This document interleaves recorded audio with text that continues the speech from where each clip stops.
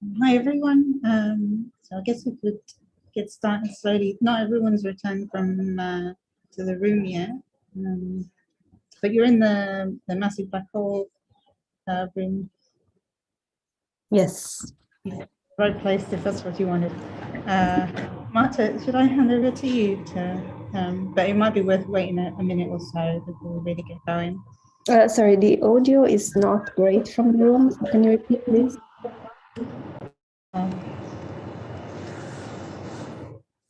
Let me just try.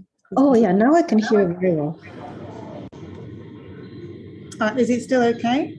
Yes. Oh, excellent. Thank you.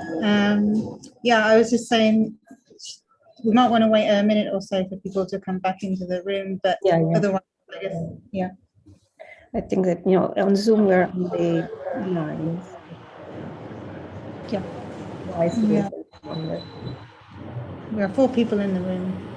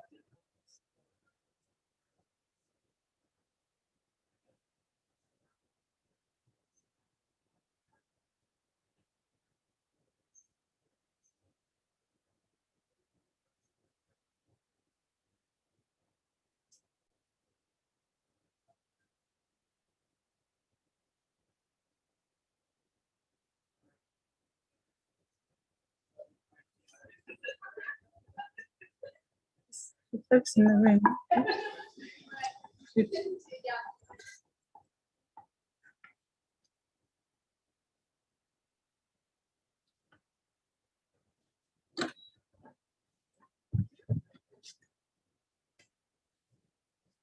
Yeah, I don't know. Because there's been more discussion, won't it, this time? So I wonder if we won't have people right at the front.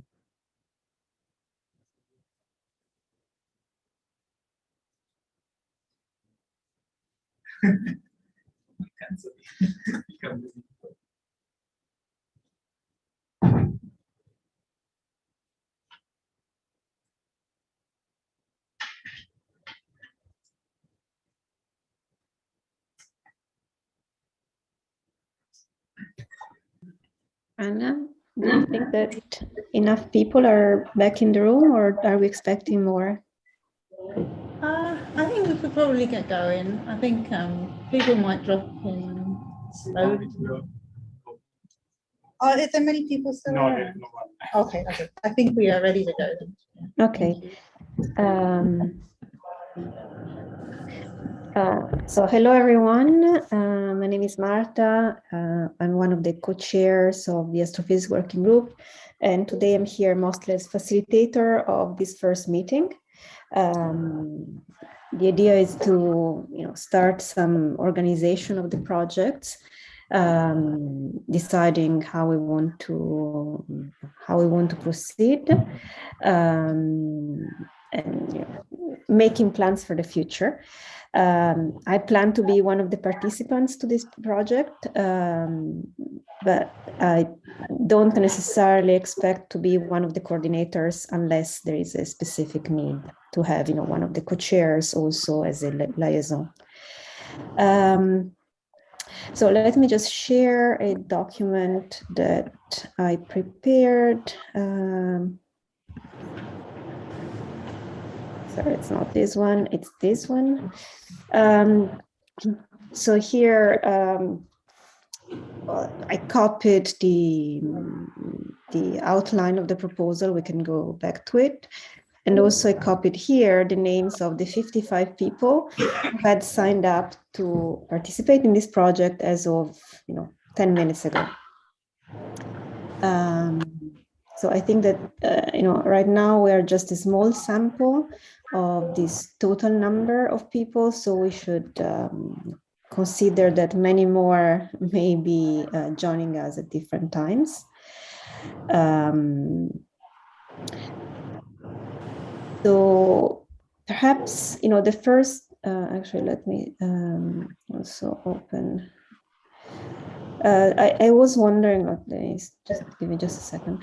I was wondering whether you prefer to start, discussing the project and perhaps its organization, or first the guidelines that Shane shared yesterday.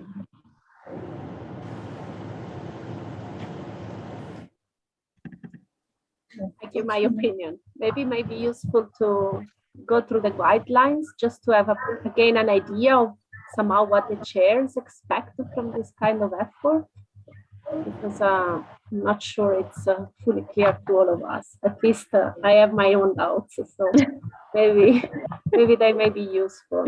Yeah. Okay. Okay, so this is, hopefully you can see my screen again.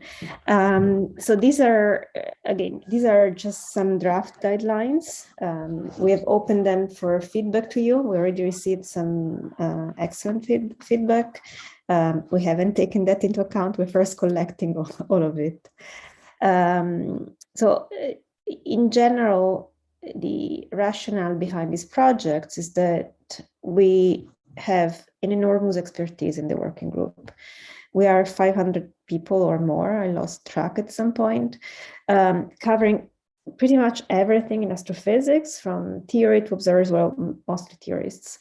There are people also doing data analysis. There are people working on really all the aspects of LISA science, and also beyond LISA science.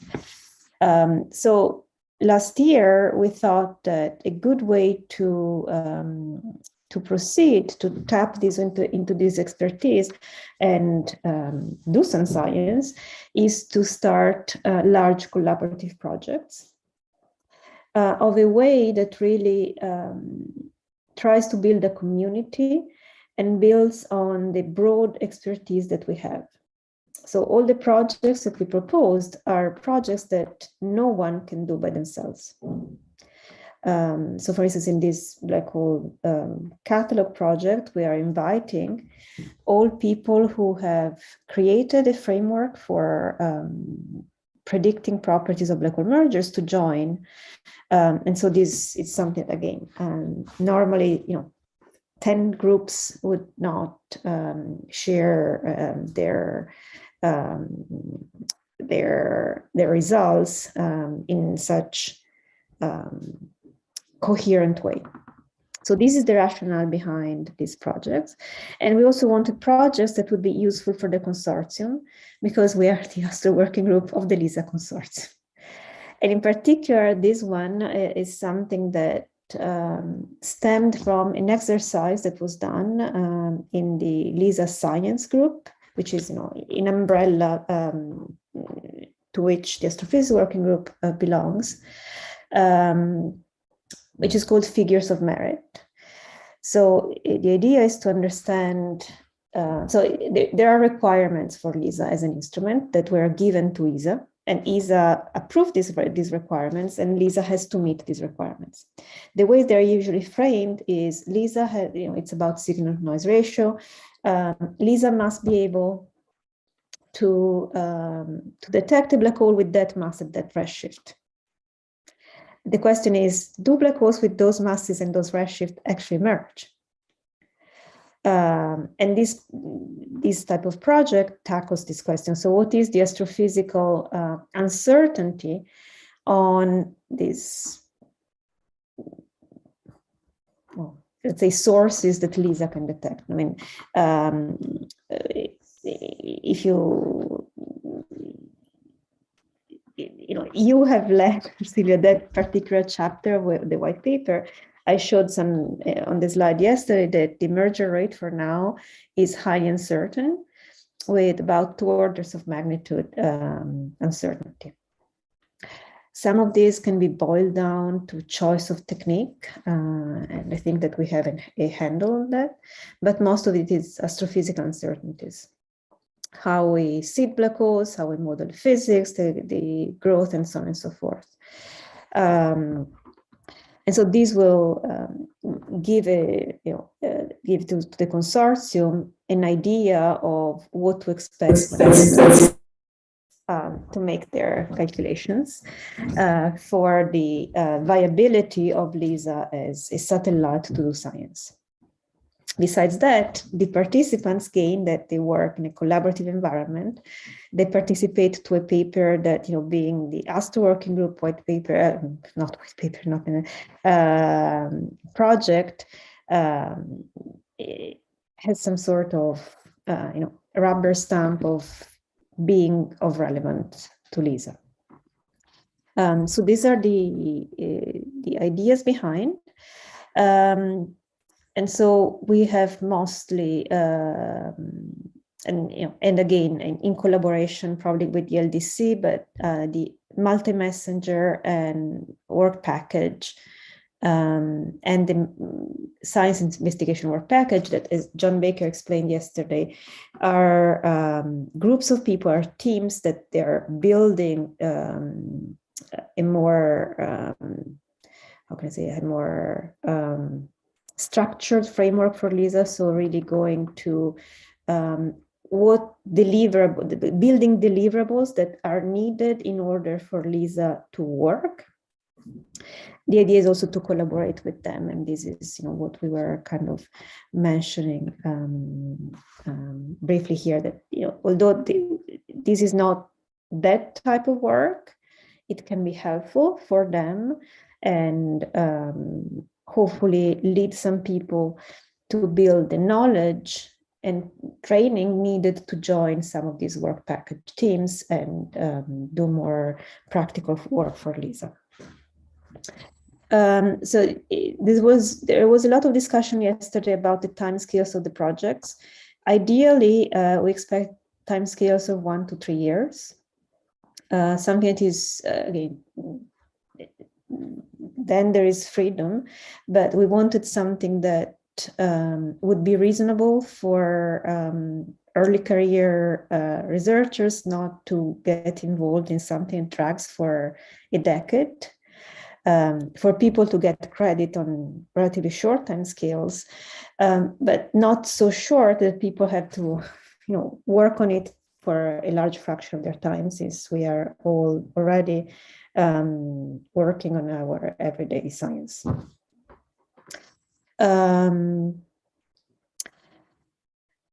So there are some practical guidelines here on how to announce the projects. They're open to all astrophysics working group members.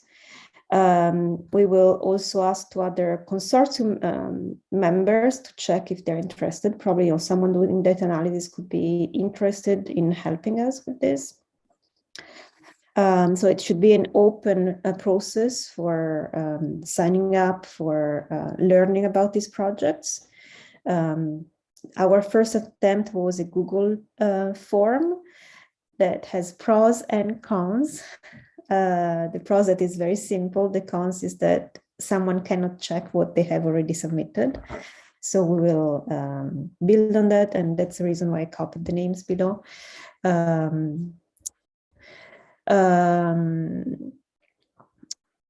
And then, the way we have discussed, so this is probably something that took us a little time to converge on, but this is more practical. So who is participating to the project should be information that is constantly updated, also because new members join the working group constantly. So what we have thought is that with this database of project participants, there should be also a task list decided by the whole group, so that people can sign up to participate in some tasks based on their interest and knowledge, but also people may just want to be trained on something. And so, there could be more senior participants, where senior may just be a postdoc who has experience on, I don't know, using YT to extract information from a cosmological simulation, and someone who has not that expertise may work with them to build this expertise. So the task list is not limited to what someone can already do, but what also someone wants to learn and eventually use in their in the future. And also the tools so we also want to keep a record of the tools that are built for this project, besides the public tools that are already using. Again, an example is YT for the analysis of some cosmological simulations, which is a public code, public software, so that anyone can use it. But for instance, it's something that I think many people would like to learn how to use. And so, keep a track of all this. Or the way this is done, I think it's can be fluid. At the moment, we just mentioned here, websites, GitLab, wikis can be simpler than that. And we could start with something like Google Doc, as this was suggested by Luke, and I think and that's why I started it. Thanks, Luke.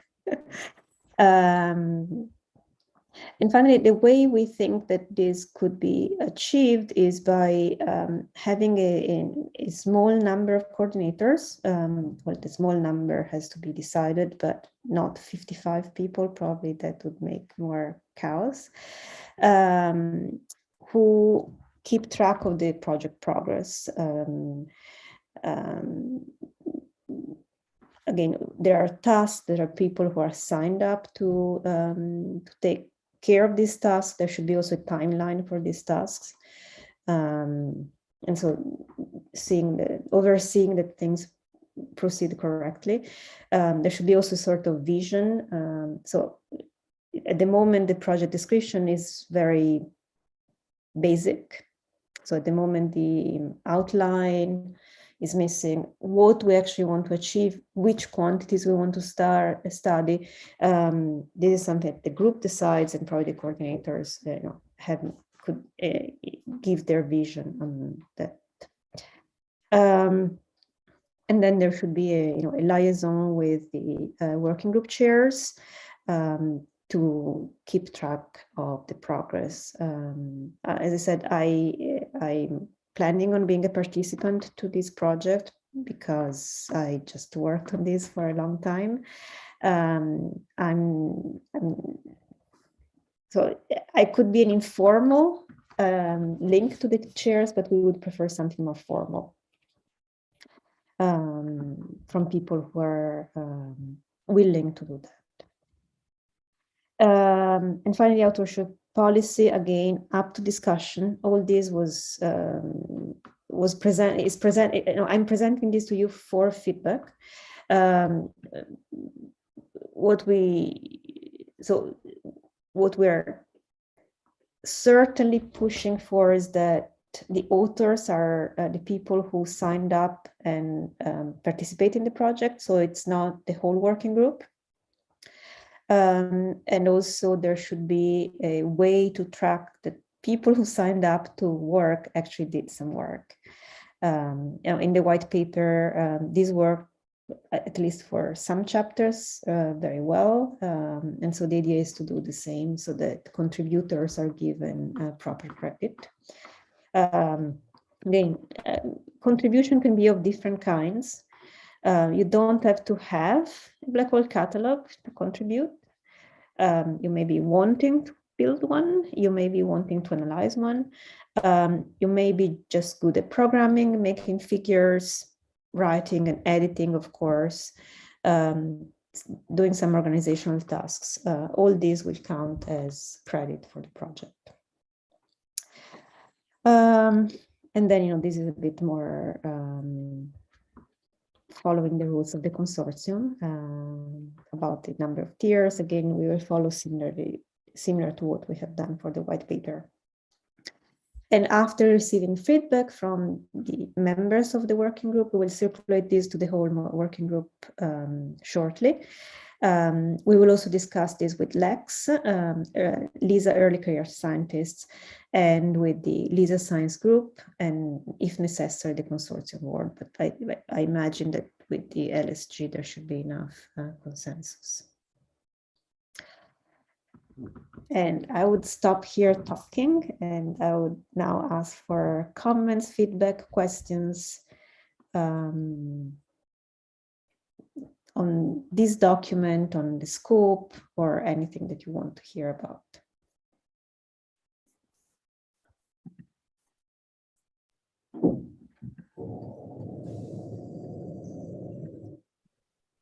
It's not that.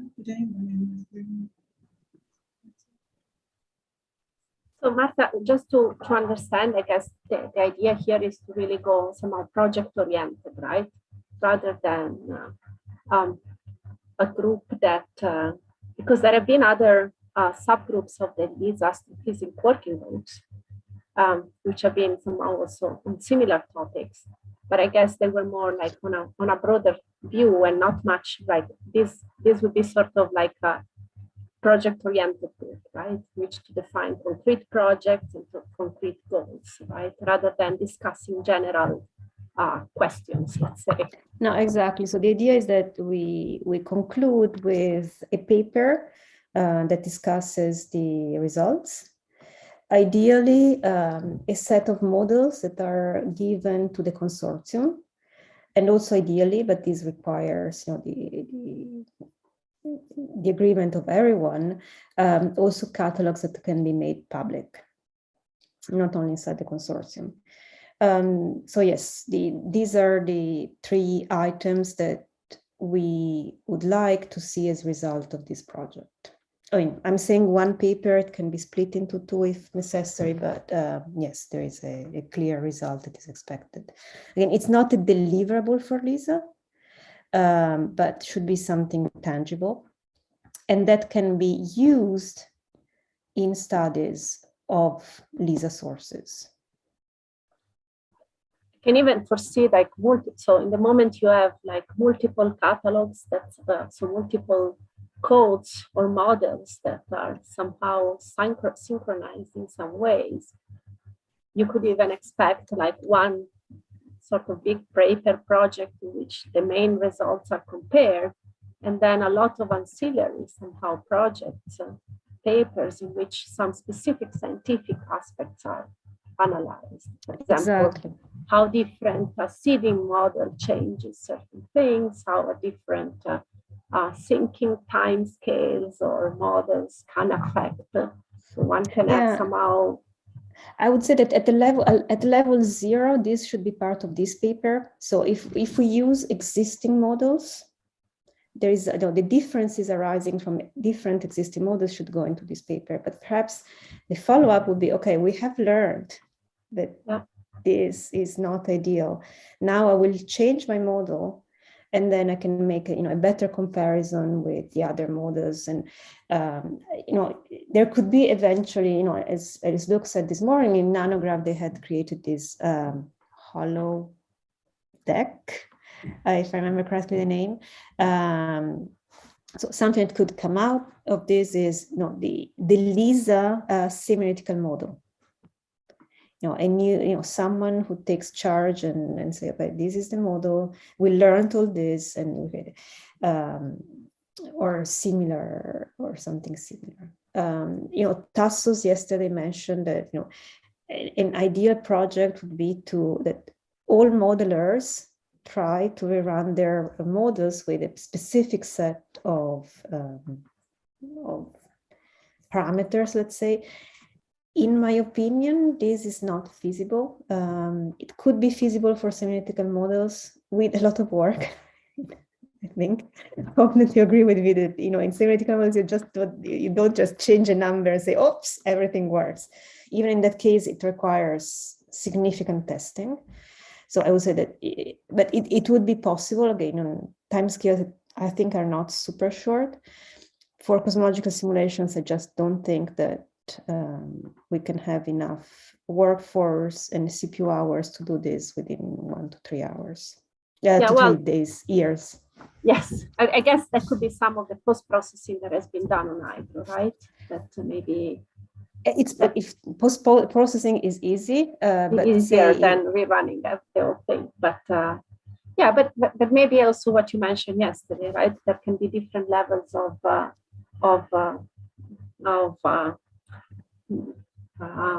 ambitiousness. I don't know if it exists the word, but we can be ambitious on different levels, right? Something more short-term and something that, based on what we learn, then we... And what you mentioned earlier is also something interesting, right? Whether there could be a set of models that could, or tools that could become somehow standard for production of more LISA catalog in the future, and also for the interpretation eventually of the LISA data, right? Because at the end, once we have data, we need to interpret the data. Maybe we will need to run quickly more models and so on. Right? So no, exactly. And I hope that no one gets offended, but I don't think that there is a perfect model yet around. And so I think that every model can be improved up at some level. So also last year, John Regan proposed, and this is something that we all were super interested into, but we thought it was not feasible on short time scales, was that we would build the final cosmological simulation, large volume, incredibly high resolution, the best physical processes that we know. Again, we were all super excited, but I think that requires a little bit more planning, not only in terms of human beings, but also in terms of the tools that are available and we could access. So I see a hand up from Hannah or someone else. Hi, Marta. So it's Elisa here. Hi, Elisa. I have a question about the project itself, actually, which is like, it seems to me from what we are saying that the starting point will be in the end really cosmological simulations. From which the semi-analytic codes are built up, basically. But I was wondering, maybe it would be also interesting to use some semi-analytical modeling that starts more like from first principles, in the sense like Press-Injector. I think the semi-analytical code by Enrico Barause does something like... No. This is, all techniques are welcome. So what we thought, Enrico is not here, but he signed up. So the idea is to have cosmological simulations, semi-analytical models, and empirical models if there are people who have them, no access to them. So for me, the difference of a semi-analytical model is something like what Silvia or Enrico do. So you start from either a present sector formalism or a n-body cosmological, dark matter cosmological simulation, and you build galaxies on them. And then there are empirical models, which are typically they've been used for PTA mostly, where you take galaxy properties, mass functions, merger rates, and you build a merger rate with them. So here there is no limit on the type of technique used, as long as the goal is to predict the properties of massive black hole catalogs for LISA. Okay, yeah, thanks. I guess the only limit is like the possibility of those codes to be compared one to the other. Because here it's not the codes, but the results of the codes. Yeah, okay. So it's not a code comparison. It's more, we have built models. Each of, many of those are being published in the literature. But they've not been compared in a coherent fashion, saying, okay, we apply the same LISA data analysis. We all want to see this, what is the distribution of mass ratios, masses, redshifts, spins, galaxy properties, whatever. I mean, whatever meaning that we have to choose. Thanks.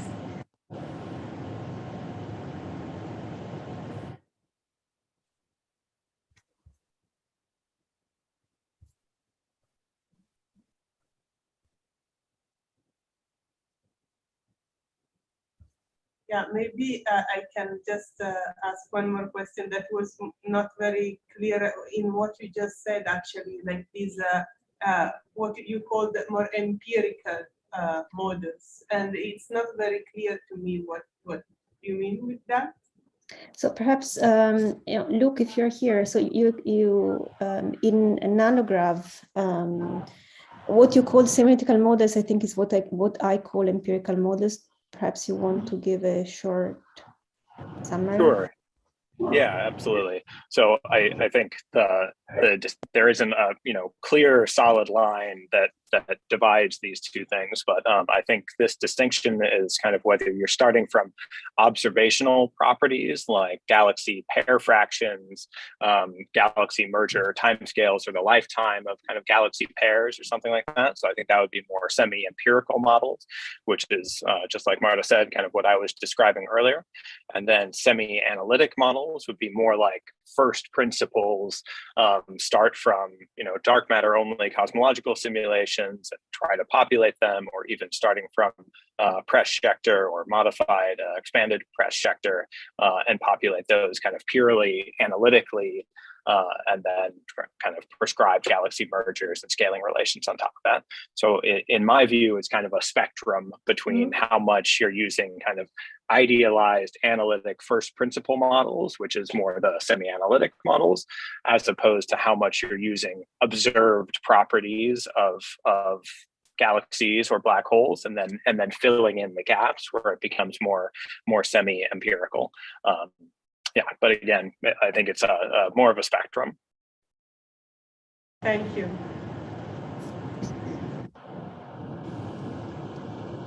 So something that I had been thinking a little bit about, and I guess maybe a suggestion for kind of how they get started on this project is perhaps to split it into a collection phase and a generation phase. So, I mean, there's a large number of different codes, projects, catalogs that already exist. So maybe a good first way to start is to try to just kind of collect information on those, collect data sets explicitly, so that we can start trying to compare the parameter spaces that are being explored, what the different inputs and uncertainties are, and then that'll help inform us about whether there are clear missing pieces or things that we can kind of fill in gaps or improve from and try to tie these together. It seems like that that could just be one way of kind of getting some momentum, getting us going.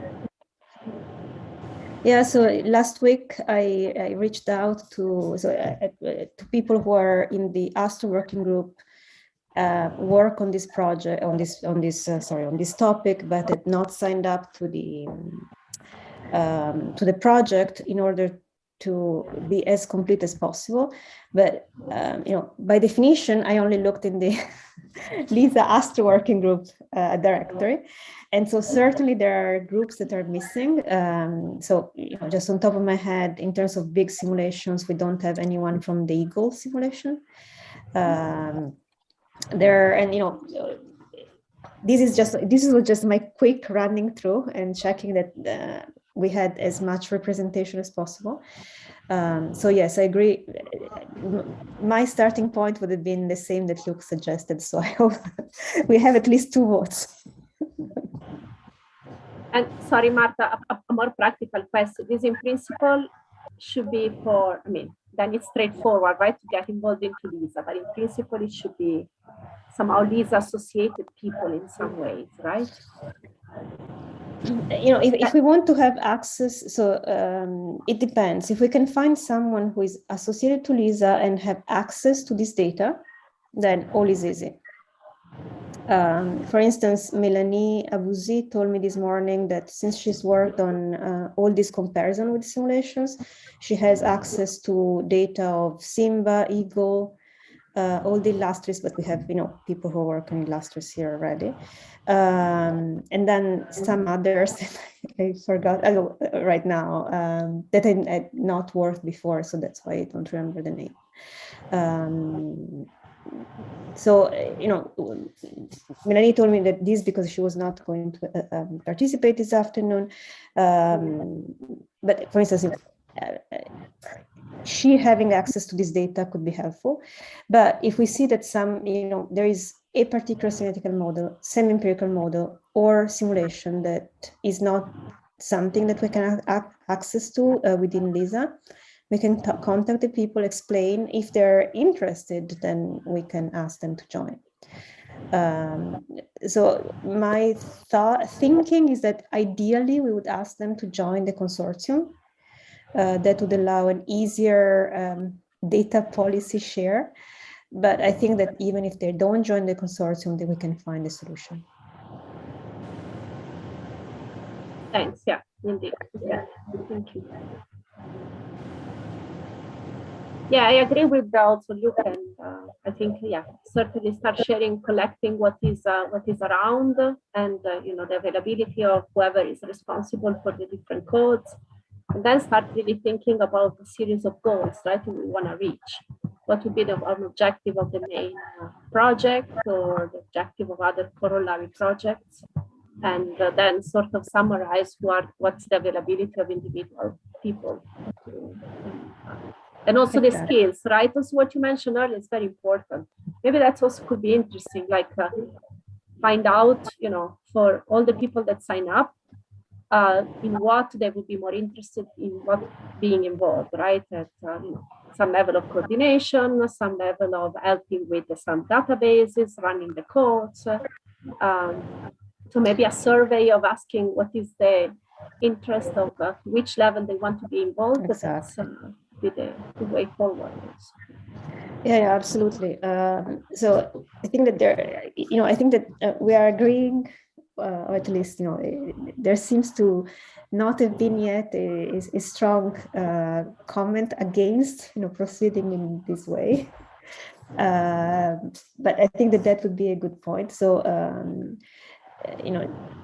Shane is his starting point that he suggested for this meeting is to start looking for volunteers who are willing to coordinate at least some parts of this, because just to say again, what we envisaged could be wrong, but what we envisaged is that after today and tomorrow there will be more meetings, probably starting in the fall, since summer is always a busy time, but for different reasons for people. And so it would be good if in the first, if we start having people volunteering for coordination roles, And then, as we go on, perhaps more people will join, and there will be a clear coordination group. I would expect that by the end of fall, starting winter, we should have a clear idea of how to proceed, and that people also are clear on what they want to do.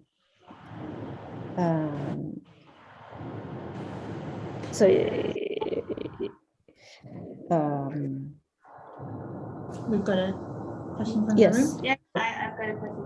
So the idea is to stay with simulated data only, or is there also the option to, but do people also want to include observations? I don't know.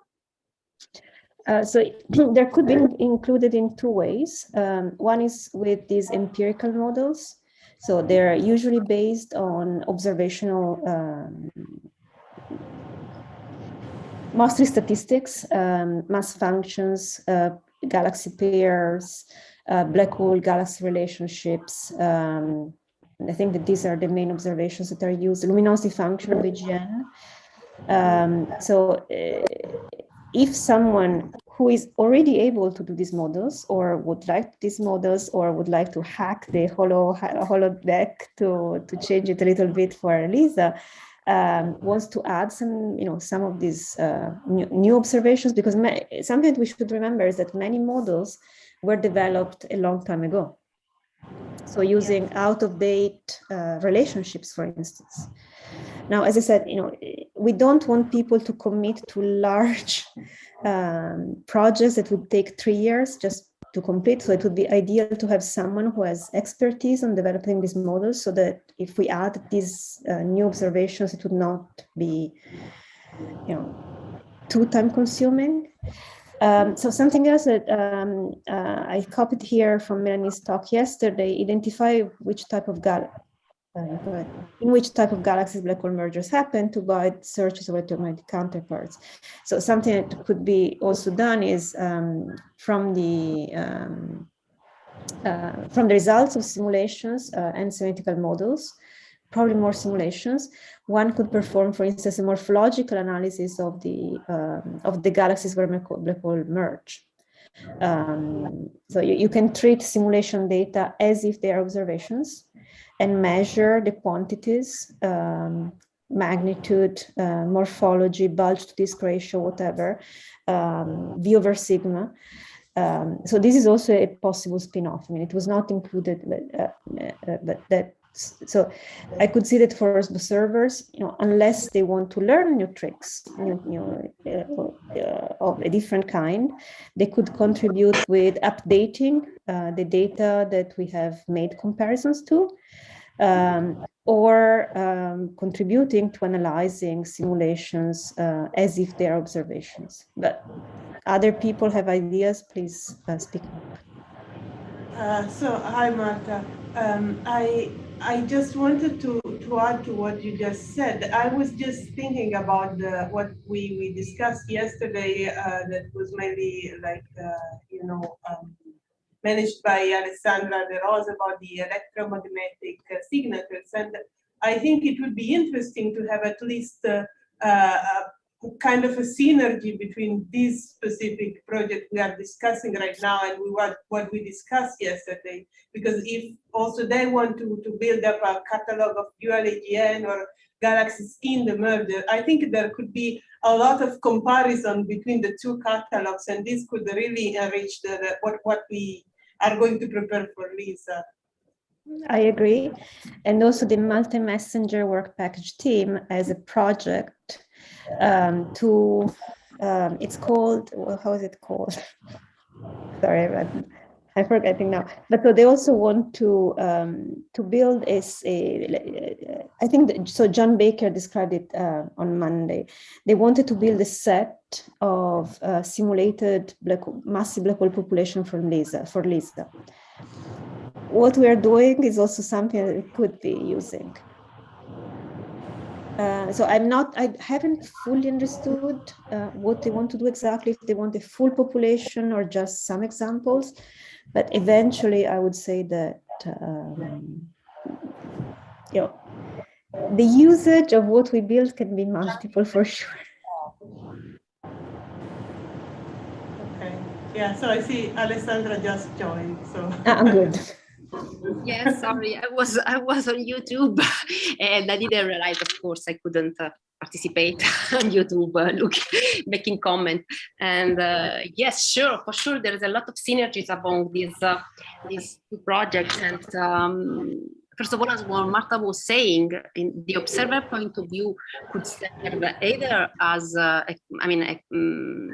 comparison among the possible catalog between mock observation and real observation, and then try to analyze, what the simulation produces. So for sure, we could agree to work in synergies, as Marta was saying, also for the multi-messenger work package. There's a lot of possible I wouldn't call it overlap, but a lot of point for synergies of working on different aspects of this stuff. So yeah, for sure, we used to, coordinate and take a common way to proceed.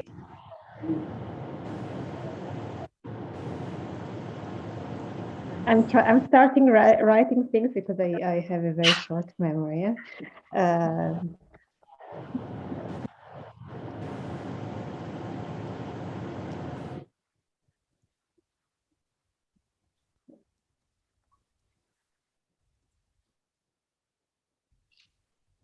Somebody in the audience mentioned using observational catalogs. I was wondering if they also had in mind binary candidates. Wait, what? Not sure what. Wait. Well, I don't know if I may answer. Yeah, we have some binary good candidates, but it's hard to make a confirmation. So we could use, and time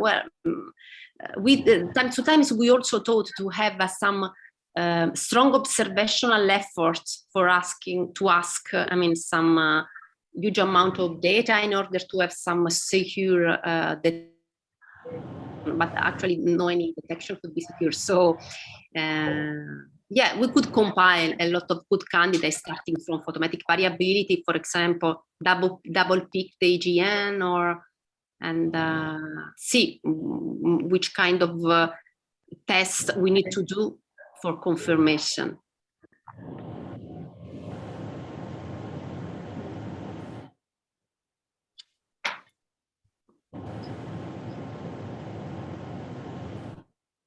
So I'm writing binary models to constrain data, probably.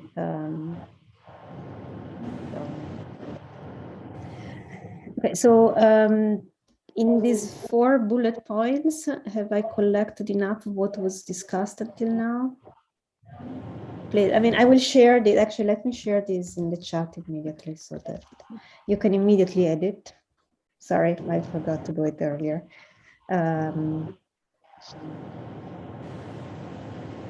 I think you'll need to change the permissions. Right. And sorry. Let me first stop sharing. Always easier to do when not sharing.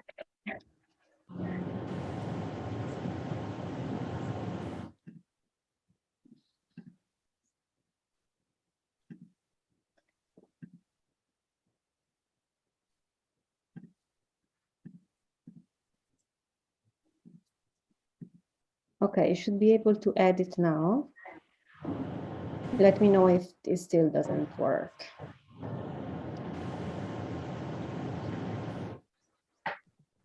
Seems okay. It works. I apologize, but for family duties, I need to leave right now. But thanks, Marta, for the chat, and yeah, let's see how to proceed. We have 2 more hours tomorrow, you know. Ah, okay. I might have similar problems tomorrow too as today. No, it's okay. I'm just saying that tomorrow we have another session. I have, yeah, 2 little things to take care of. No, but don't worry, don't worry. Yeah, but I'll try to join. If what time is it tomorrow? At what time? Do you know? Sorry, I should have checked. Same time as today. December today. Okay. All Well, right. thank you, I'll Sylvia. let you know.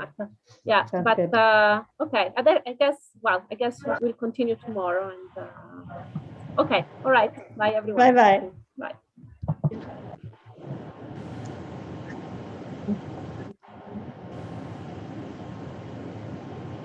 Okay, now Alessandra, don't edit the list because this is from this is from I copied it from the Excel spreadsheet, and there we will find a way so that things are compatible at the moment. However, things put here don't go back to the Excel sheet.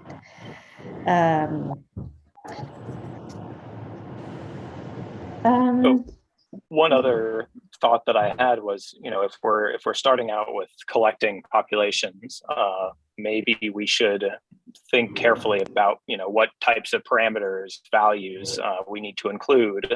So I guess that means thinking about what the use cases, what the specific use cases of this data might be.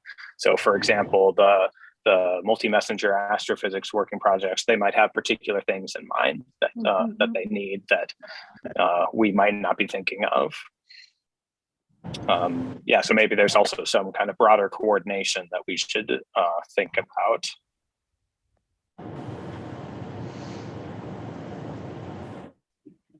Work coordination with MMA and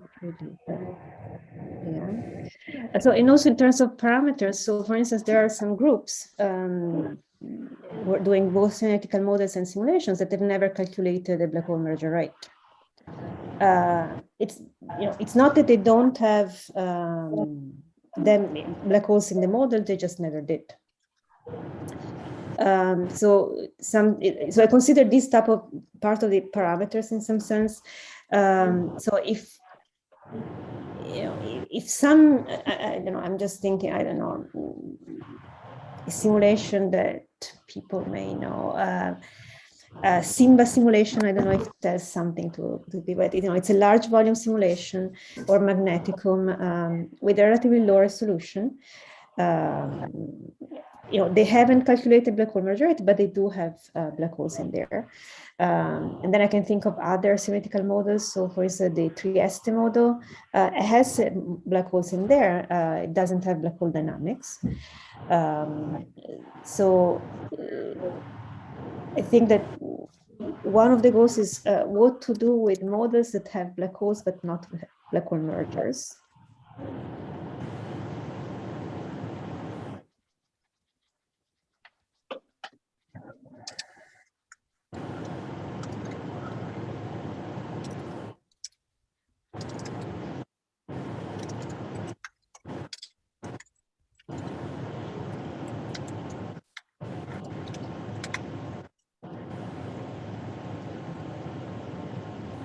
Also, I actually am trying to practically think about how this would be done. But so, for instance, we know that most simulations, cosmological simulations, have different resolutions.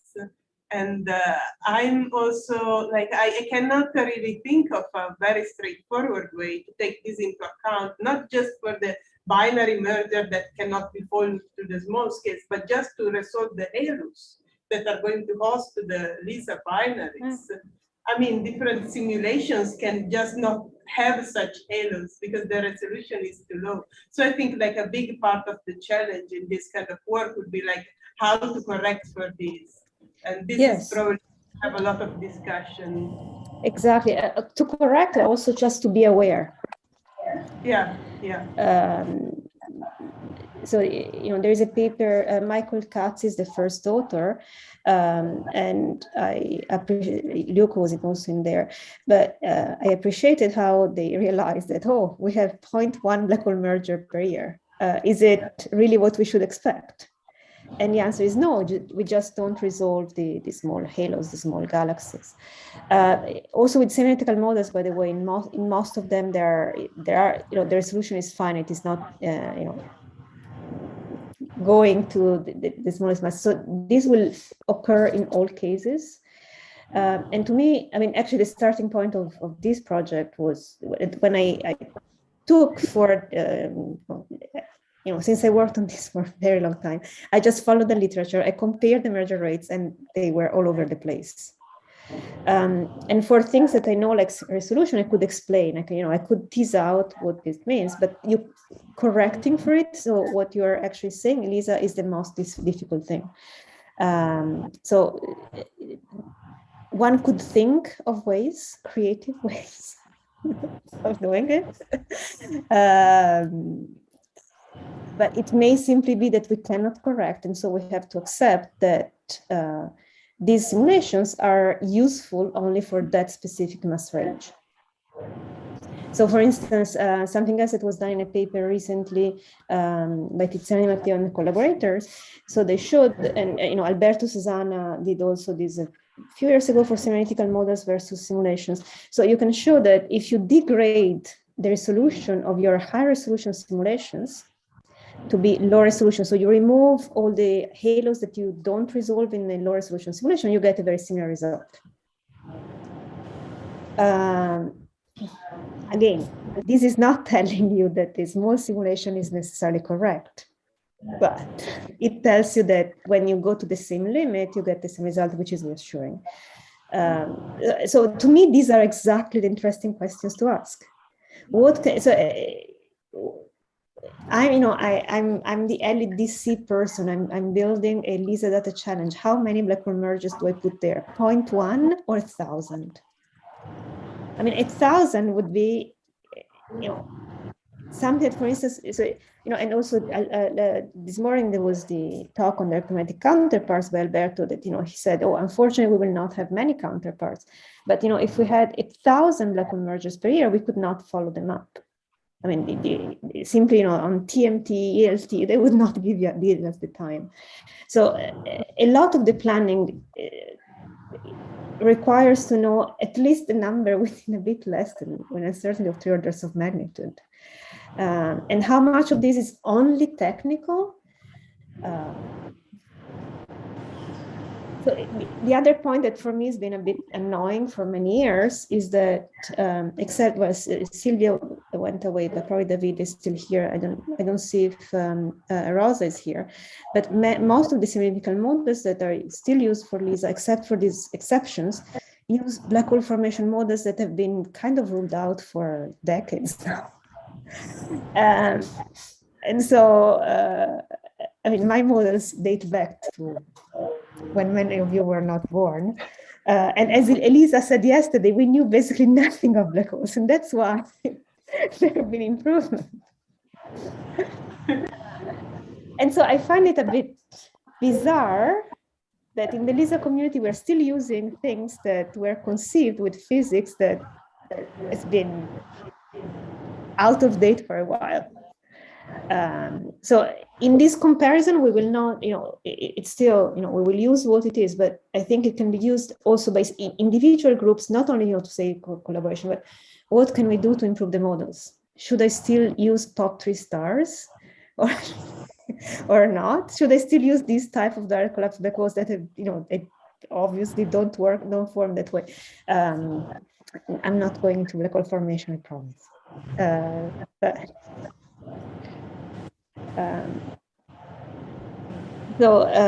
let me write here. So, what have we done? Okay.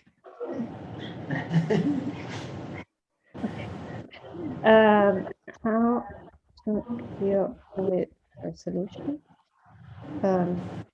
Correct.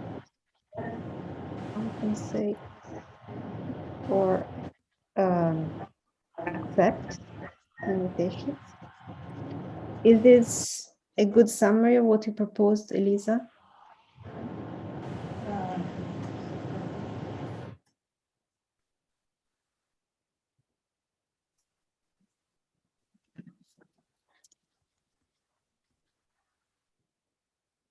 Oh, yeah, absolutely.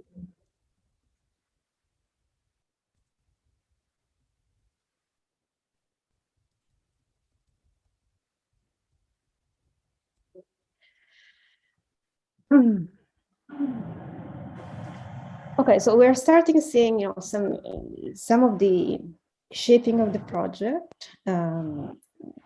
we should also, oh, we have 1 minute left. Okay, so perhaps the no, I'm I'm on European time. Sorry, I think that we still have 1 hour, right? Yeah. Yep. Good.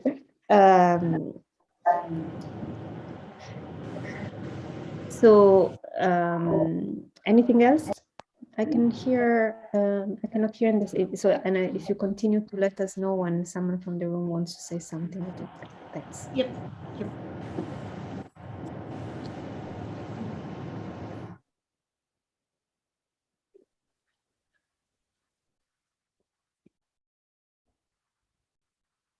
So maybe just one more thing that just popped up in my mind that is more related to the combination between like the catalog of observation and the catalogs we want to build in this project is that in principle we could hope. I don't know how realistic it is, but it's just interesting to think about it. Like if we can actually infer from this catalog which galaxies are, more promising candidates to put more telescope look towards them and find binary candidates inside.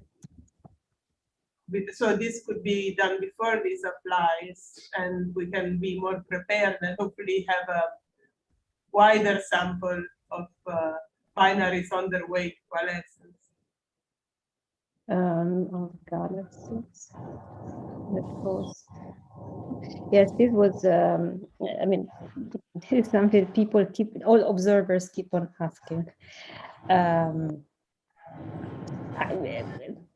I think there will be some, it will not be super trivial, given the uncertainties in the dynamical time scales. Elisa, you know all this very well. So I think that, but I agree, it's something we have to start looking into. Or something at the Colin, the graph is, if the merger time scale is X after merger, then you see a star forming galaxy. If it is Y or 10 times X, then you will not. So we can also take this type of parametric approach. Yeah.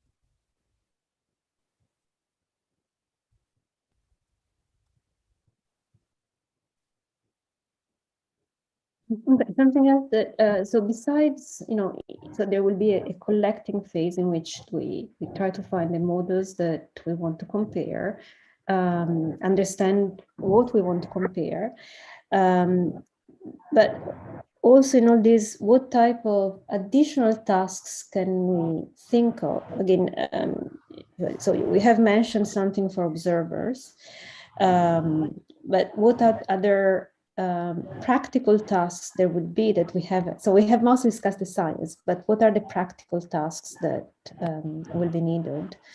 So going back to what Shane nicely wrote. So, so my homework for tomorrow for you is think about, volunteering to coordinate. I'm not asking an answer now or tomorrow, but if someone tomorrow already volunteers, that would be highly appreciated. But so here, besides coordination, besides providing the catalogs, there is scouring the literature for everything that we have missed. There will be the practical work of deriving scientific results. And again, I think that here, even people who are not working on these models could find interesting things to do. Learning to use some tools, or improving the analysis. Something that Lucio mentioned yesterday is that, for instance, the galaxy mass, something as basic as the galaxy mass is defined differently in most models or analysis. So should we try to do something uniform? That would be perhaps a good point. But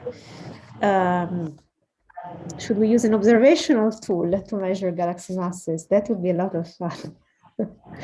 But I'm not volunteering to do it. Then there is maintaining workflows in the project. So everything that we have discussed, it will have to be turned into a workflow. Well, writing editing papers perhaps is a bit too early to think about it. But then there will be also the organization of meetings. Probably the coordinators will oversee this, but there will be also some practical work to be done.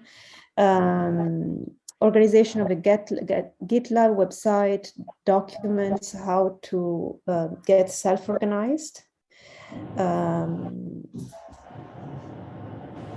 So in terms of, so I'm just talking here with consortium hat. I think that eventually we should port the tools on the consortium GitLab so that it's available to all members. Again, eventually at the end of the project, probably having a nice website with the results would be good. Probably as suggested by Luke, during the project, there would be something a bit more flexible. We could think of using a wiki or just a Google Doc or a series of documents that could live. We have our own repository for the Astro Working Group. This, for instance, lives there. So if there are people who are not as very scared of this type of technical work, it would be great if eventually they volunteered. Other things that we have not included but will be needed is drawing figures. I think that we eventually want to have something uniform. In the white paper, we didn't do that, but for a paper submission, I think that we want to have uniform format.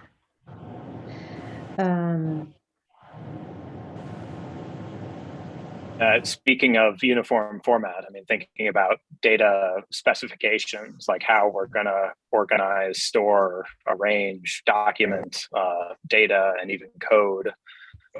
That's, I think, going to be very challenging. Yeah, I mean,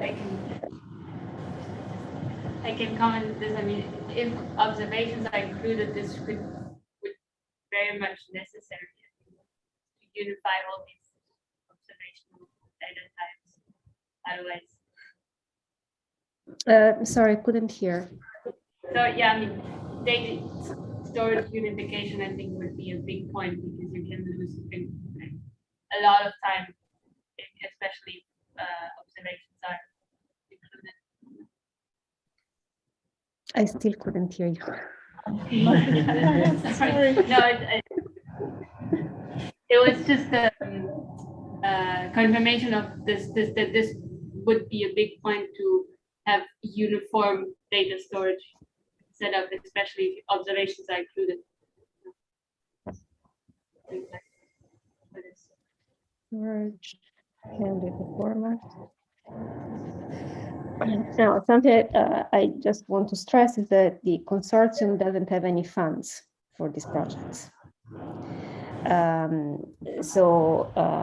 That's not something that the Astro Working Group can provide. So it will have to be on voluntary basis.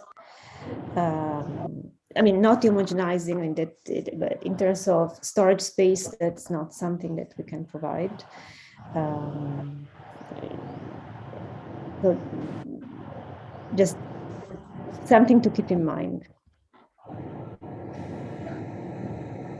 I guess maybe, well, like a lot of these models might already be released. So would it be a case of the analysis that this paper does and then point to the model where it's already been released?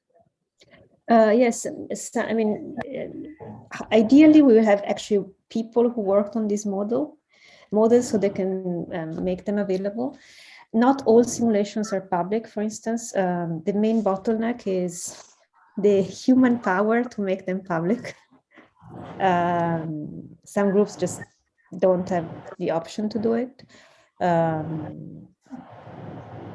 But I mean, access to the data, I think in general can be granted. It's just that if something is built for this project, you know, a new simulation is run or observations are collected or something, it has to be done on some server that is not provided by the working group.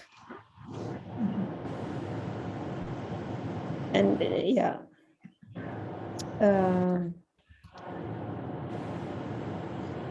So yes, so especially if we want to make the data public.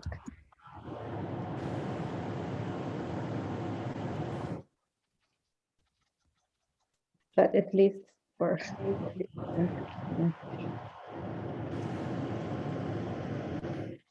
then something else that I was thinking is that, you know, LDC.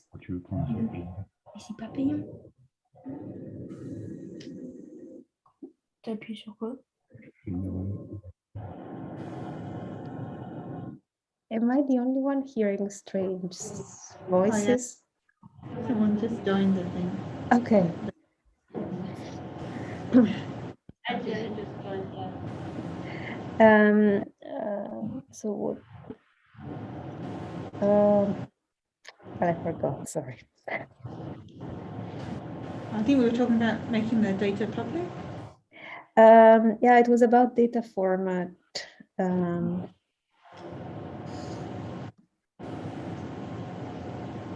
We'll come back. So I looked on Zenodo, allows us to upload data free and has 50 gigabyte per data set. Okay. No, I think that for massage data, it's good. I mean, raw simulations take terabytes, so that's yeah.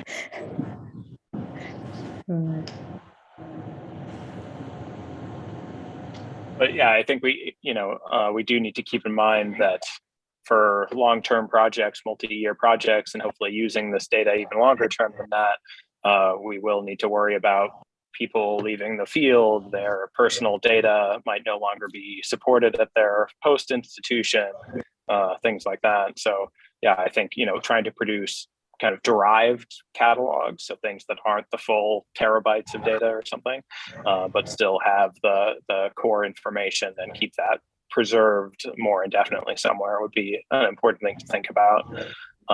Yeah, and resources like Zenodo seem like they would be perfect for that.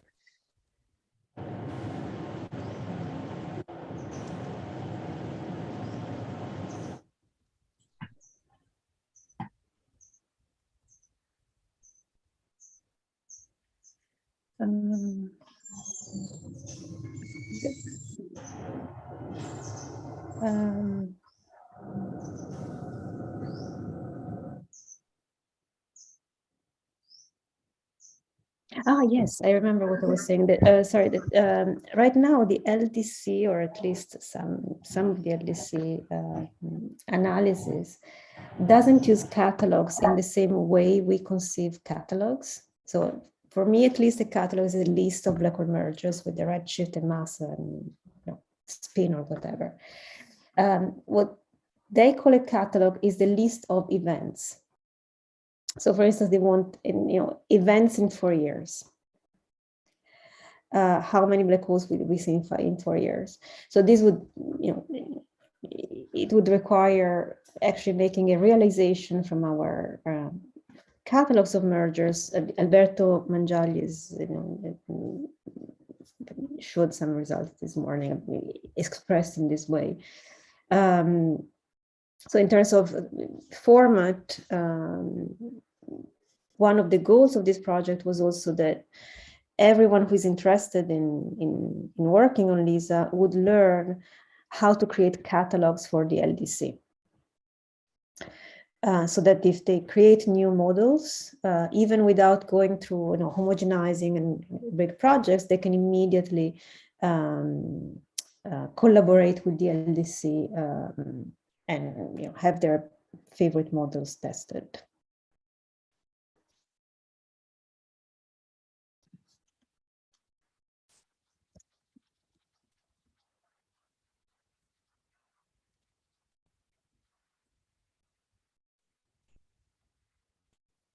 And LDC is laser data challenge, so the data analysis task force.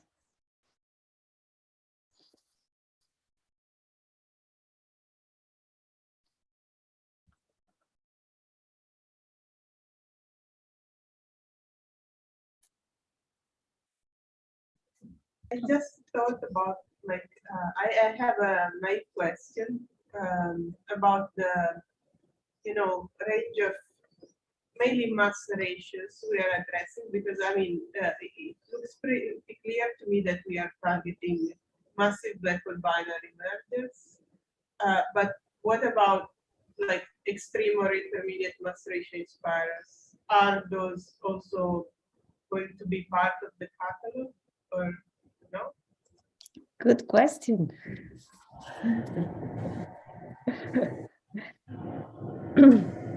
So, as far as I know, most models don't include MRIs. But I think that IMRIs kind of are included. I mean, naturally, without doing anything, we just find this happening, which is actually a problem for data analysis currently, because it cannot happen for mass ratios more different than 1 to 20 or so. But so I would say that a certain type of IMRIs, those that come in the simulations, simulations being everything, again, would be naturally included. For MRIs, there should be some code, some development in order to calculate them. It's not impossible, but there must be choices.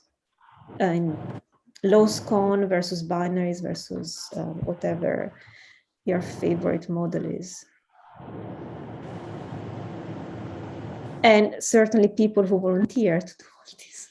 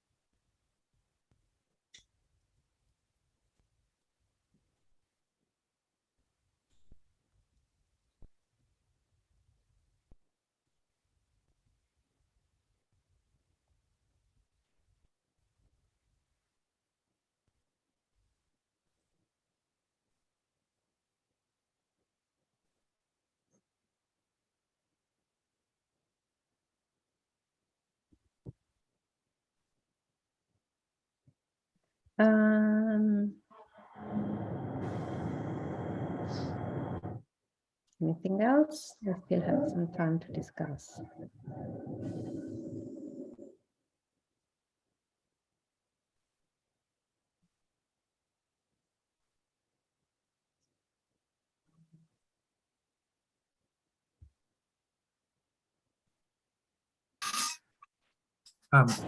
One thing that I think is worth discussing at some point is looking at what information we want to compare beyond just the mergers themselves.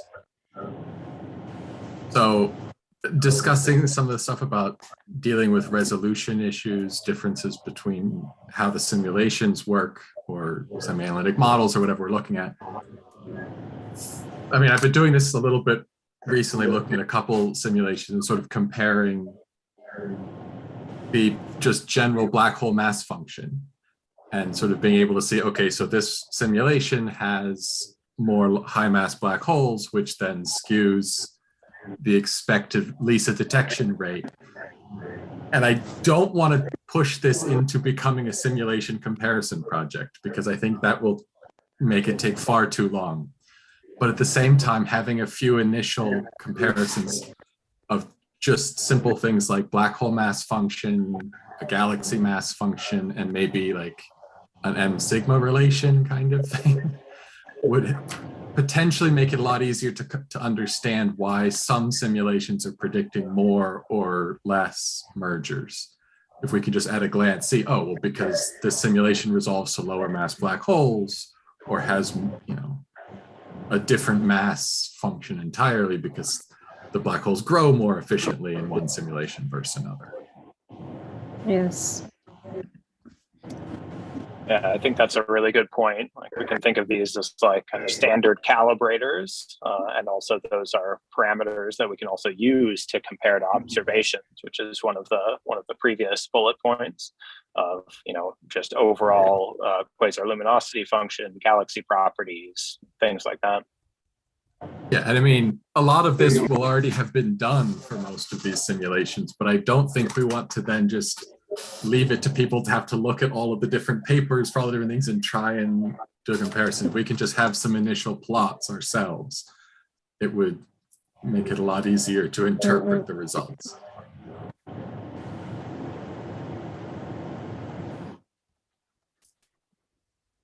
Indeed.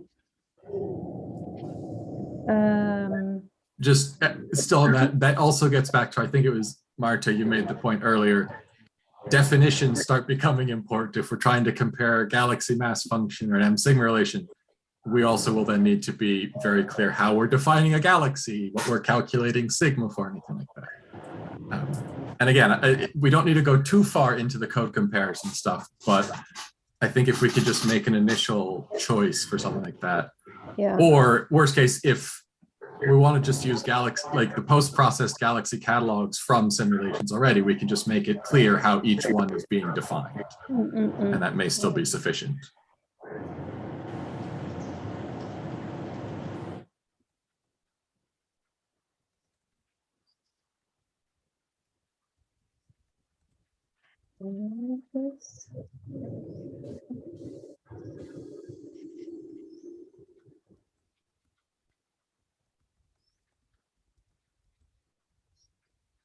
Yeah, I would certainly not use the velocity dispersion because that's a hard one to calculate. Yes, I was just meaning as an example, some correlation between black hole and galaxy. No, I was just thinking, you know, I would yes, no, I agree. Galaxy mass is a much simpler proxy to use. Sigma just has the advantage for observers being able to use that. So, yeah, I would not even go in bulge mass, honestly. So I'm fine just saying total galaxy mass as the only proxy, but just being able to see that, because some simulations have noticeable differences there, which become significant.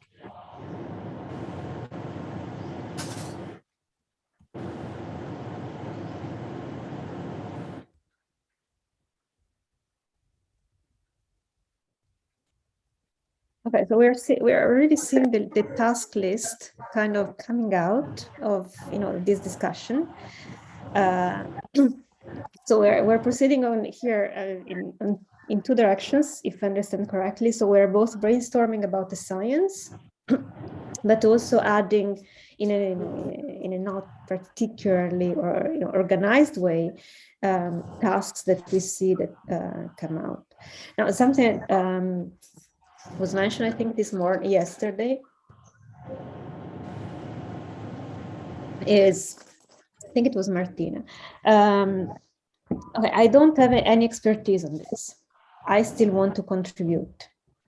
Something that I think people should be aware of is that there are, at least for people who have some expertise, they may be thinking that there should be also some mentoring involved.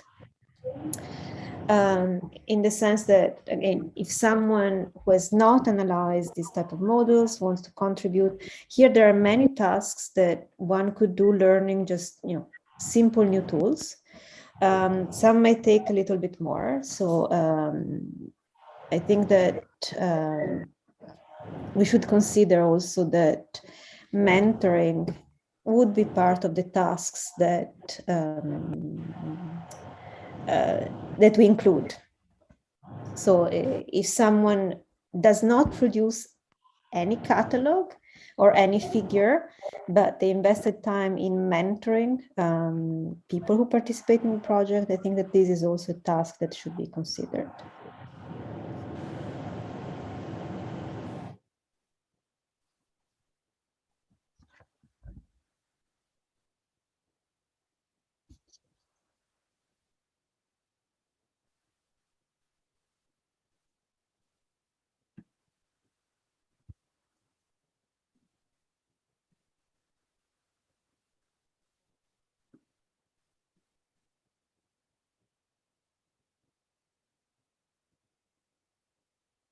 I mean, from my point of view, that sounds really good. Would you try and pair people up with someone sort of close to them, or it's just whatever they're interested in, basically? I think that that's what the group should decide.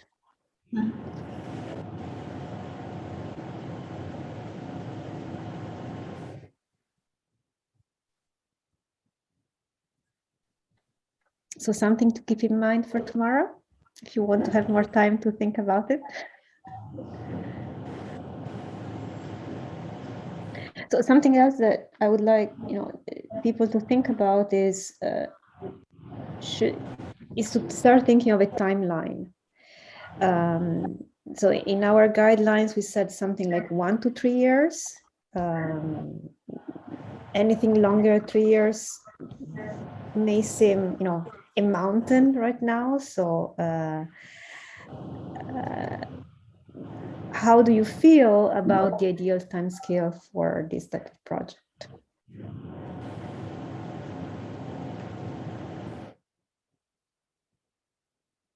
I would say that at least for, I mean, being myself early career, and I think I speak for many early careers, the principle is that in a way, the sooner the better. Of course, this, I mean, requires time practically, so it's not that you can do it in a week, but yeah, that's my perception.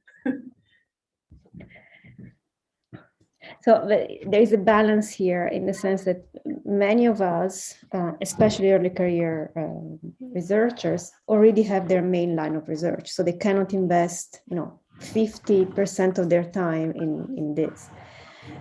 So there is a balance between the time that one is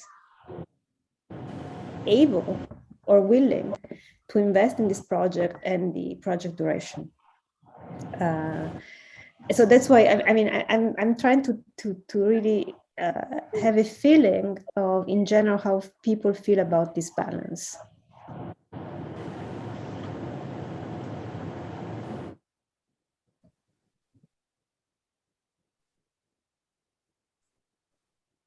I mean, it's kind of also a hard question because I think this also really depends on, the amount of people who are going to be involved, the number of tasks, because I think right now we don't really have an idea of the different tasks we are going to go through. And so I think it would be maybe important to have an idea of what are the steps and also feedback, because of course we are going to decide that the steps we are going to go through also depending on the timeline. But I guess we can go into a sort of a feedback loop and try to balance the things so that, I mean, I guess the time frame you proposed is really reasonable, and we can try to, really understand what works better for everyone. It just that, basically I was trying to say that although we, at the moment we are just talking, but eventually there will be work involved. So we have to be aware that at some point, a few hours of our week will go into this. And sometimes it's not trivial. But is the idea that everyone who wants to participate have an equal amount of work or kind of similar task in terms of investing time, or No, not necessarily. I think that everyone has to contribute at least some, at some level, and this exact level is something that has to be quantified. So this is something that in the guidelines we would like to have feedback on. But the expectation is not that people will contribute in different ways.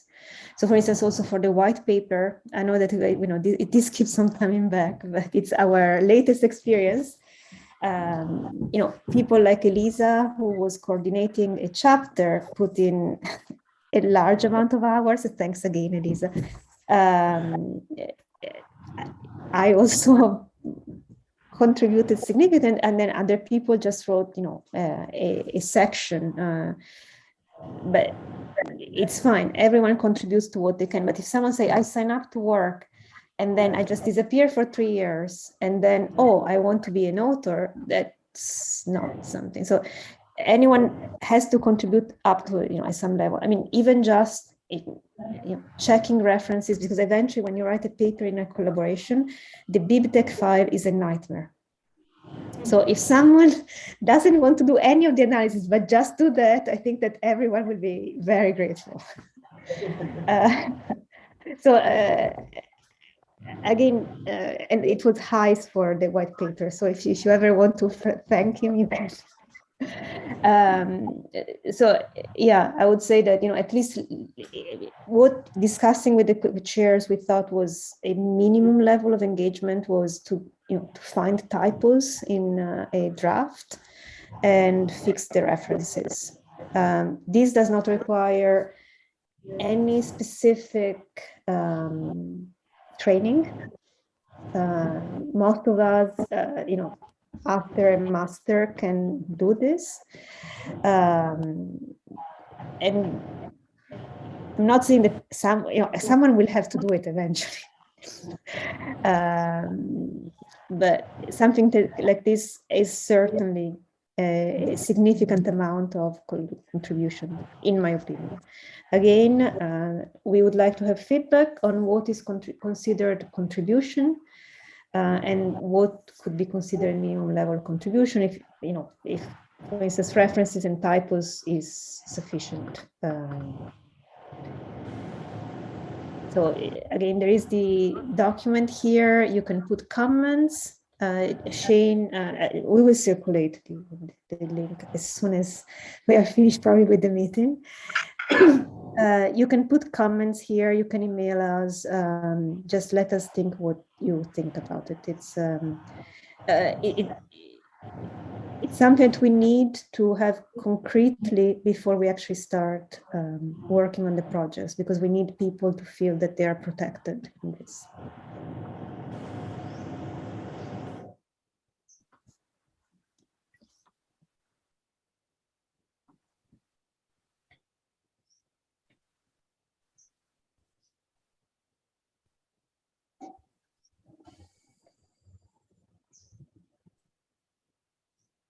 Oh, thanks for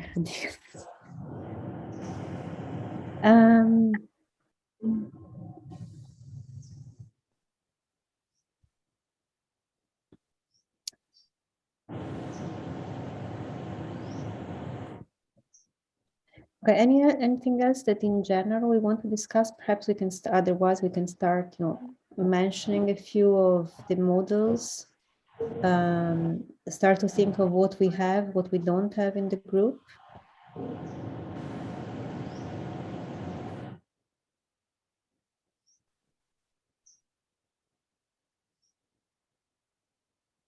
Yeah, I think that, it would be good, at least for me, to start going a little bit more into the practical matters, because I think like by looking at those, we can really also think about the possible problems and discuss them as, we see the thing, developing.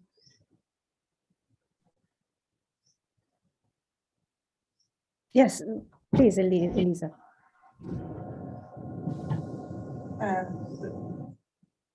No, I mean, what type of practical, just Okay. No, because I mean, if I understood correctly, you, Marta, and also Luke in the beginning were saying that the first thing to do is actually to, gather all the models, the semi-analytical tools we have, and start from them, right?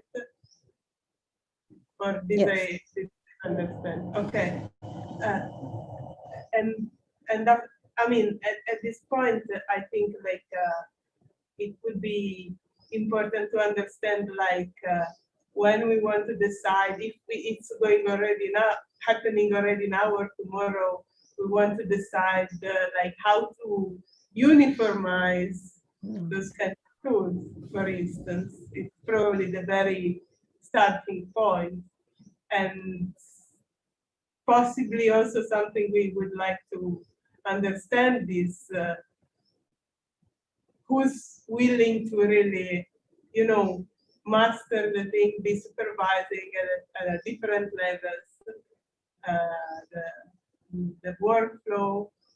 And but yeah, I mean, I don't have a lot of experience about this stuff. I mean, my latest is just actually the white paper, but I think this stuff is something we may want to start discussing.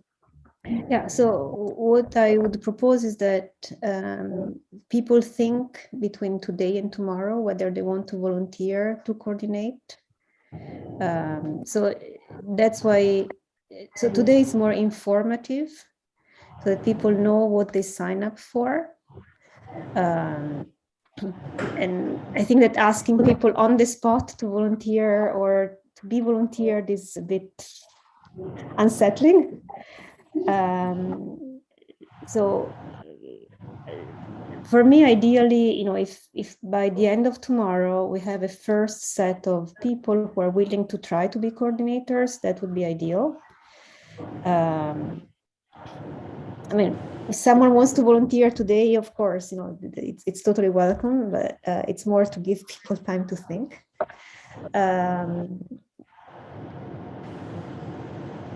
So I don't know if this addresses the last point, Elisa. Yes, definitely. I think it's okay. And regarding how to do things, I think that, I mean, we can start to think of how, but I would say that first we need to kind of see if we are complete, if we're missing some expertise in two ways. One is that today we're not all here. And in the second way is, do we actually miss people that are not in this group and would be great to have on board? So I think that it would be easier to discuss how to do things once we have a complete group. But again, I'm totally open. So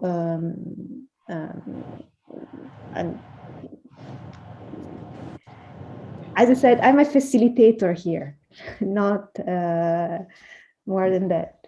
So Elisa, if you have if you have a specific suggestion, I would be happy to hear it. I'm thinking.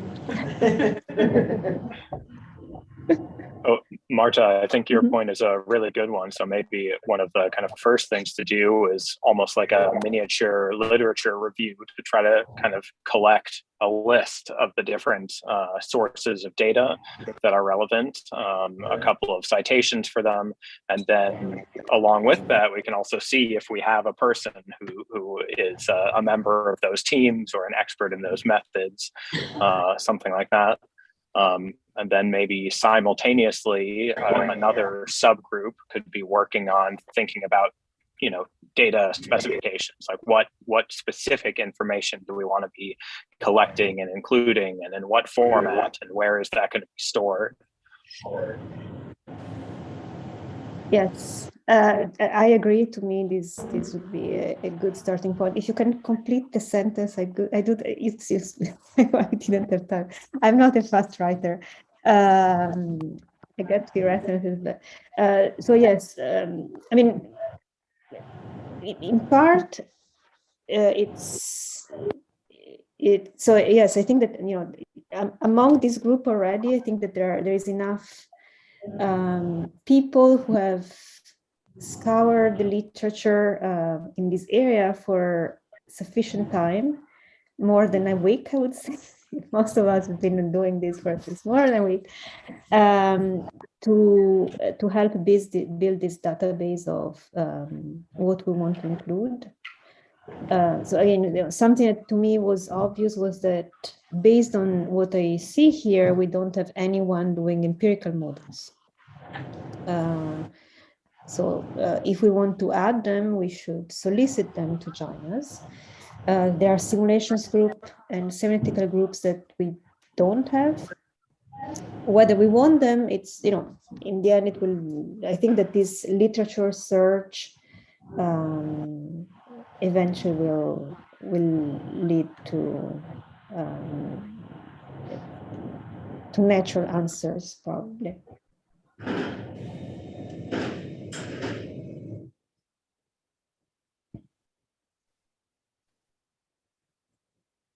So for instance, this is a task that perhaps we can already start assigning to some of us, or some can volunteer tomorrow.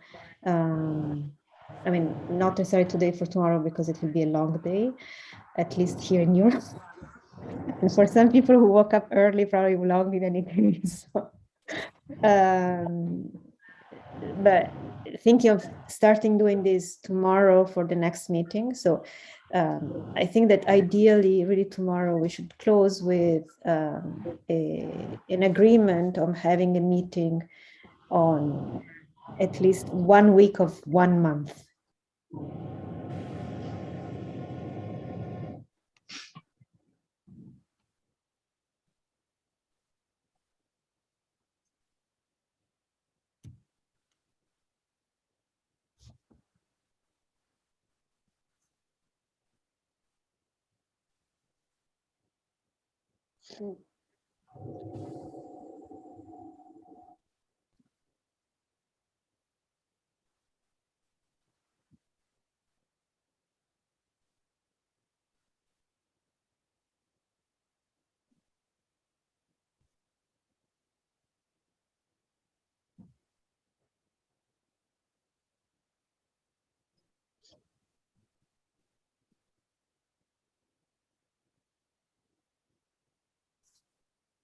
Any other suggestion, comment?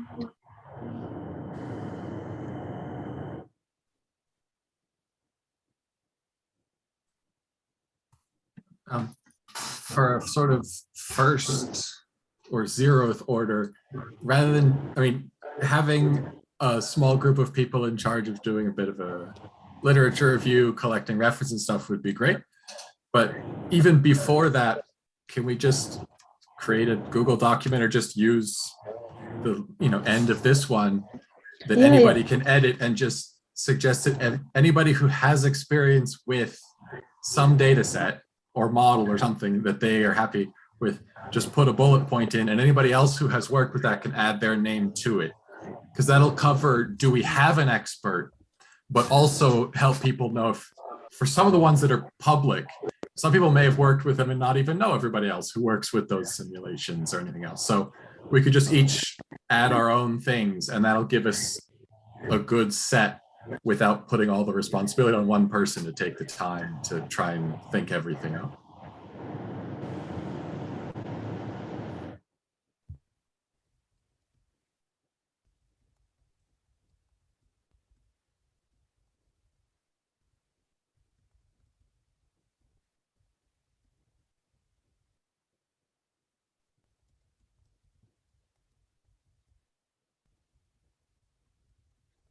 Something like this, Colin? Yeah, I would maybe say we could do one of two things. One is just have people be able to put their own name with their expertise, which I think is helpful to start. But I would suggest maybe have a list of names with that, but also have a list of data sets. You know, name just where somebody can name a simulation, you know, can say TNG, cosmological simulation, and then put their name next to it. and then other people could just add their name if they work with that. That way we've got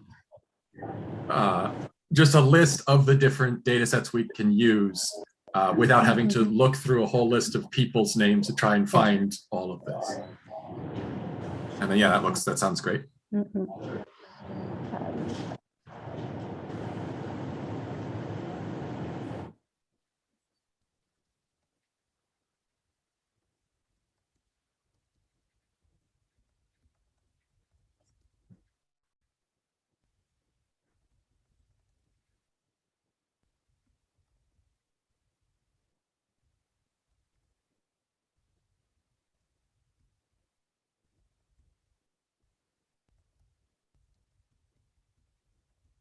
Okay.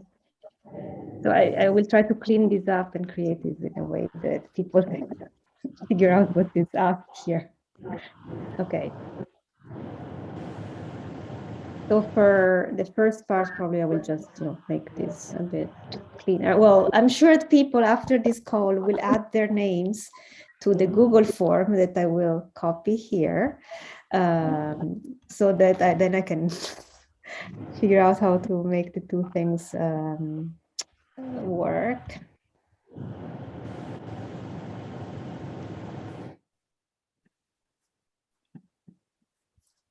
I'm just finding the link. So if I may add, also in the interest of, I think Luke raised a very good point about like this literature review to start from.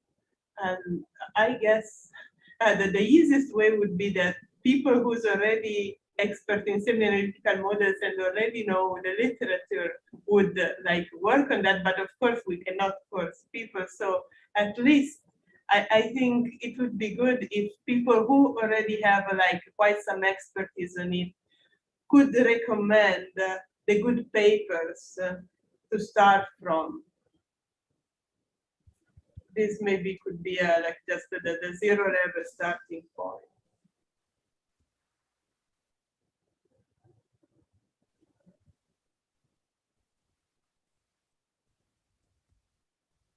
I can try to write much if you prefer.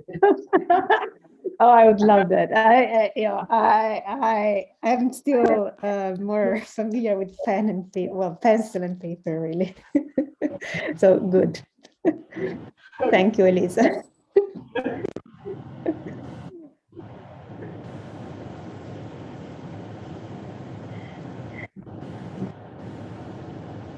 Okay, so I think that these last points are actually giving us some tasks already, light ones.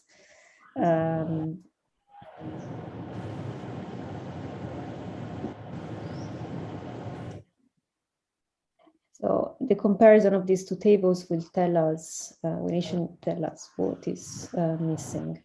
And I think that, again, we're not complete.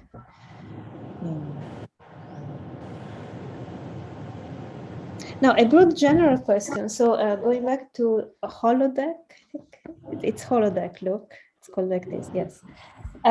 So you said that it's almost done and could be adapted for LISA in principle. So since, my impression is that we are completely missing empirical models. Xuan has created one of those models for nanograv. Now, I don't think that he particularly has applied it to LISA. I know of some observational groups who have done some preliminary work on going from galaxy merger rates to black hole merger rates, but I haven't seen the papers published. Again, may have missed them. So if you know, please, in this initial review, put it there. But otherwise, do you think that we could use holodeck to tweak it enough that we can use it for LISA as well? Within this time frame of 2 years, probably it's possible. Yeah, I think it's definitely very possible. So I think the only concern would be that the kind of hardening the binary evolution models are currently more suited towards the supermassive end. But I think that's really the only kind of big obstacle. And otherwise, it would just take a little bit of tweaking. But yeah, I think that's very feasible. Well, we certainly have experts on black hole dynamics in this group, so Definitely, yeah. there could be some help there. I know I'm thinking of the talk that Elisa gave this morning, with all this beautiful framework that could be great, or all dynamical friction. So I think that could also be, could be helpful on both sides. Absolutely.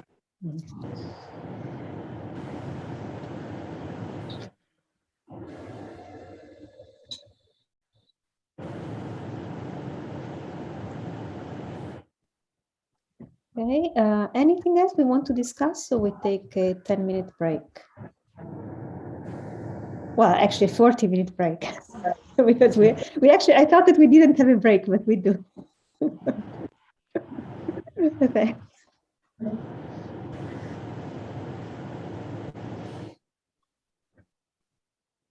Yeah, I think this has been super productive. Thank you for leading this, Marta. Good. Well, thank you for being patient. Okay, so let's say that we have some homework for tomorrow. I will clean up this to make it usable. The people who have not signed up, please sign up in the Google form. Consider whether you want to volunteer to be coordinator in some form.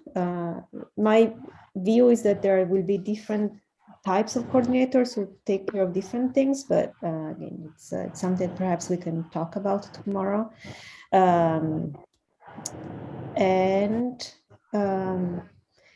Just, I think there's a homework for tomorrow. It should be sufficiently light that this is not tasking for all people with long days and nights. Okay. So also the last thing, if you want to add topics to the Padlet, please do. This is the discussion that we're going to have after this. I put some examples there. Now there are a few more, but if you're a massive black hole person and you have questions about this science, this is the first place to ask and discuss, especially if you have doubts. Good. So see you at 4:30 British time. Okay, thank you, Marta. Thank you. Bye, everyone. Ciao. Ciao.